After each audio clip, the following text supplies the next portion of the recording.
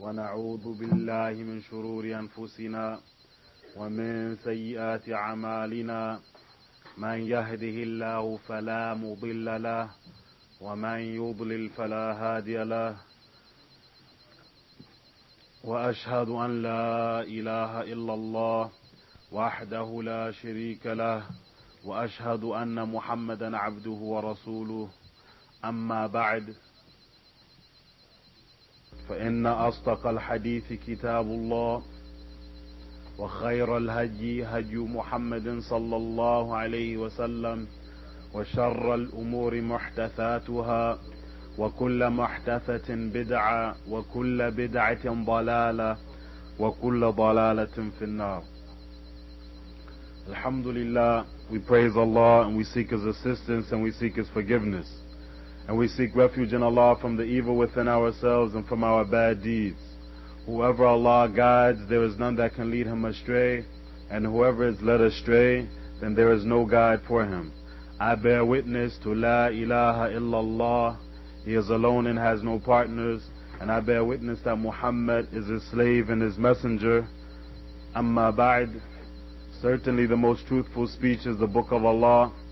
And the finest guidance is the guidance of Muhammad sallallahu alayhi wa alihi wa sallam. And the most evil of affairs are newly invented matters in this religion. And every newly invented matter in this religion is a bid'ah. And every bid'ah is a straying. And every straying is in the hellfire. أعوذ بالله من الشيطان الرجيم. بسم الله الرحمن الرحيم. كما أرسلنا فيكم رسولا منكم يتلو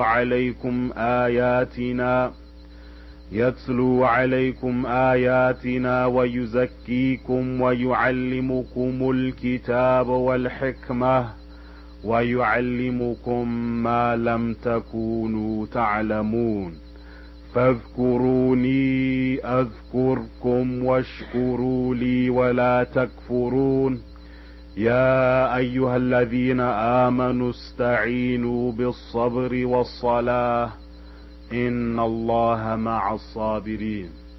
Allah Tabarak wa Ta'ala in these verses in Surah Al-Baqarah verses 151 to 153 says,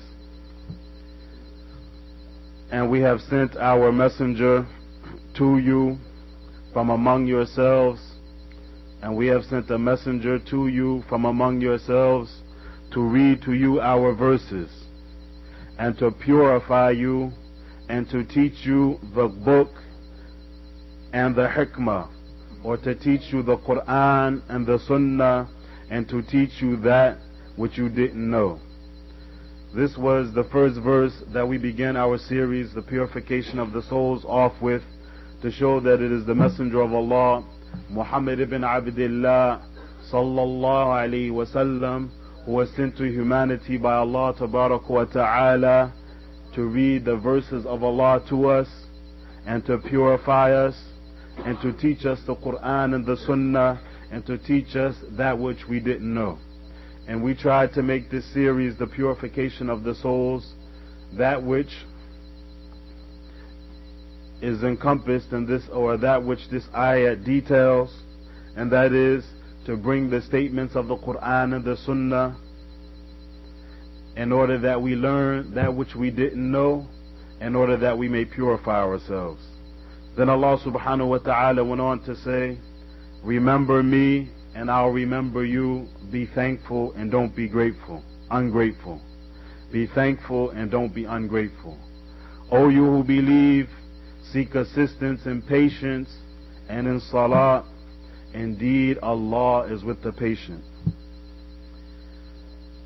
Allah subhanahu wa ta'ala over the past couple of months or more has blessed us, alhamdulillah, to hear some of the ayat and some of the hadith of the Messenger of Allah sallallahu alayhi wa sallam, as we've covered, just taking a look back at what we've covered, and we covered the things or the ayats and the hadith of the Prophet sallallahu alayhi wa sallam in relationship to how to have our sins forgiven.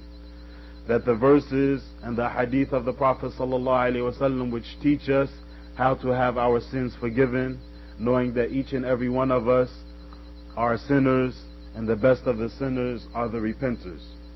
And then we went on to cover the virtues of the dua, the how and the when to make the dua, and we covered among the many ways to get to Jannah, and we had a few lectures on sincerity and that we should be concerned with making sure that we do the deeds that we do and make the statements that we make, and to hold the beliefs in our hearts sincerely and solely for the sake of Allah Tabaraka wa Ta'ala. Then we had a talk on fornication and staying away from it, and that it is a big evil, and that we can purify ourselves in the sight of Allah Tabaraka wa Ta'ala by staying away from fornication and all of its manifestations, whether it's just simply looking with the eyes or whatever you have after that. Then we covered for a few weeks how to subdue the shaitan, the devil that Allah Subhanahu wa Ta'ala has allowed to plot against the human beings in order to keep them away from the worship of Allah Tabaraka wa Ta'ala. We showed how we can restrain the shaitan and overcome him in order to please our Lord Tabaraka wa Ta'ala. And then we began the series that we were in right now, and that is using our tongues as a means of purification. Because the relationship with the tongue and the body parts, it's a strong relation. So much so that if the tongue is pure, then the body would be so kadhalik, or likewise. And if the tongue isn't purified, then the body also wouldn't be purified. And today, inshallah ta'ala, we just want to mention a few ayats and a hadith of the Messenger of Allah sallallahu alaihi wasallam, which is related to the first few ayats that we mentioned, as we'll see, where Allah Tabaraka wa Ta'ala says in Surah Al-Baqarah, verses 44 through 46, أَتَأْمُرُونَ النَّاسَ بِالْبِرِّ وَتَنْسَوْنَ أَنفُسَكُمْ وَأَنْتُمْ تَتْلُونَ الْكِتَابَ أَفَلَا تَعْقِلُونَ وَاسْتَعِينُوا بِالصَّبْرِ وَالصَّلَاةِ وَإِنَّهَا لَكَبِيرَةٌ إِلَّا عَلَى الْخَاشِعِينَ الَّذِينَ يَظُنُّونَ أَنَّهُمْ مُلَاقُو رَبِّهِمْ وَأَنَّهُمْ إِلَيْهِ رَاجِعُونَ. Here Allah subhanahu wa ta'ala is saying, do you enjoin the people to do righteousness? And we were trying to make this class purification of the souls, that which would enjoin the people to do righteousness. Allah subhanahu wa ta'ala questions, do you enjoin the people to do righteousness while you forget your own selves? And you are the ones who are reading the book. Don't you have any sense? Here Allah subhanahu wa ta'ala is reminding us or admonishing us from being among those who enjoin the people to do the good, and then them themselves, they don't do the good. This series, Purification of the Souls, it isn't just for our ears to listen to, but it's for our hearts to comprehend and understand, and then it's for our body parts to practice. That goes for the ones who are hearing it and the one who is saying it. Allah subhanahu wa ta'ala went on to say, and seek assistance and patience and in salah. Just as in the first ayahs we mentioned, Allah subhanahu wa ta'ala had said, O you who believe, I command you to seek assistance and patience and in salah. And here again Allah tabaraka wa ta'ala is commanding us to seek assistance and patience and in salah. And indeed it is difficult except for those who are khashi'een, and they are those who are humble to Allah Tabaraka wa Ta'ala, those who are obedient and submissive to the will of Allah Tabaraka wa Ta'ala. Those people who have humbled themselves to Allah, they find it easy to seek assistance in patience and in salah. And those people who have humbled themselves to Allah, Allah goes on to further describe them by saying, They are those who are certain that they will meet their Lord. And we remember we had a portion of this class, of this series that I didn't mention, and that was about that day, or Yawm al-Qiyamah, the day when we will meet Allah. And here Allah Tabarak wa Ta'ala is showing us that those people who seek assistance in patience and in salat, they are those who humble themselves to Allah, and they are those who are certain of meeting their Lord. And as Allah Subhanahu wa Ta'ala goes on, and to them and to Him they will return. A few days ago, I was reading some hadith of the Messenger of Allah sallallahu alaihi wasallam, and it's a hadith that we covered in the series, and I think it was either 60 some ways to get to Jannah, or how to have your sins forgiven, or atonement for your sins. I'm not sure. At any rate, when I read this hadith, I said, I need it for myself and to advise you all with it again.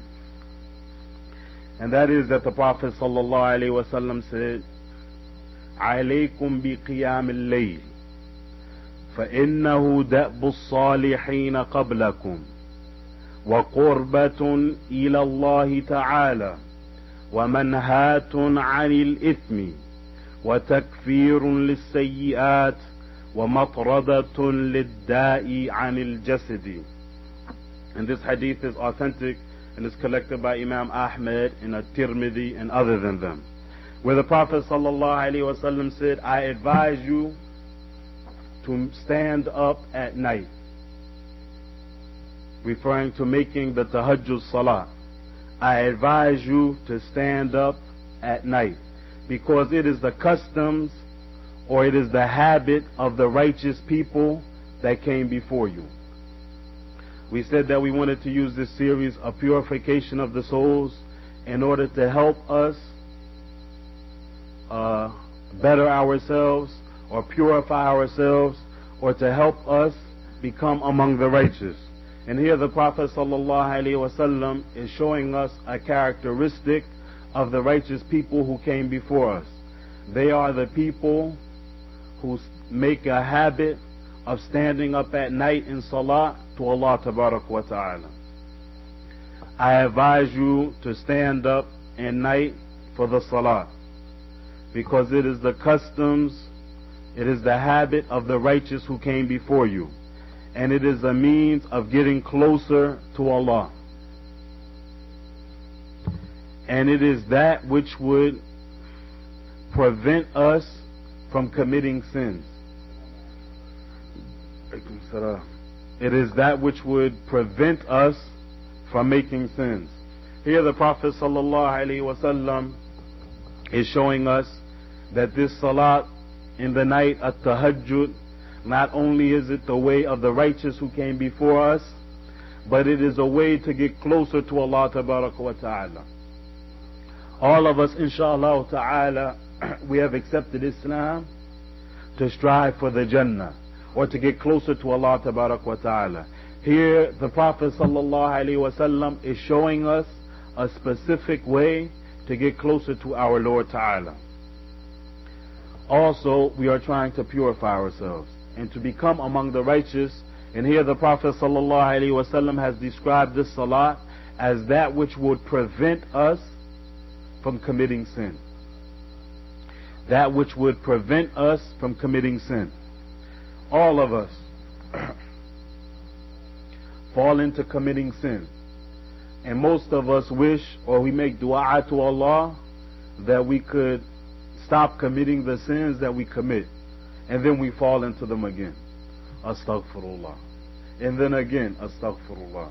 Here the Prophet ﷺ is giving us a way to help us prevent ourselves from committing sins, and that is standing up at night making the tahajjud salah. The Prophet ﷺ went on to say, and it is atonement for your bad deeds. It is that which would wipe away the bad deeds you already committed. Most of us commit our sins in the day as we are sleeping in the night. And maybe it's impossible to commit a sin. Rather, it is impossible to commit a sin while you're sleeping. As the Prophet ﷺ had explained, that the pen has been lifted off of the person who is sleeping until he wakes up. And alhamdulillah that we're not accountable for that which we do while we're asleep. But while we're awake, we're accountable for the sins that we do. So here the Prophet ﷺ is advising us not to just go to sleep and not commit any sins, but to stand up to Allah to have some of them forgiven. Then the Prophet ﷺ went on to say, it is that which would remove or keep disease away from the body. It is that which would remove or keep away the disease from the body. Here the Prophet ﷺ is showing us all of the virtues of the night salah.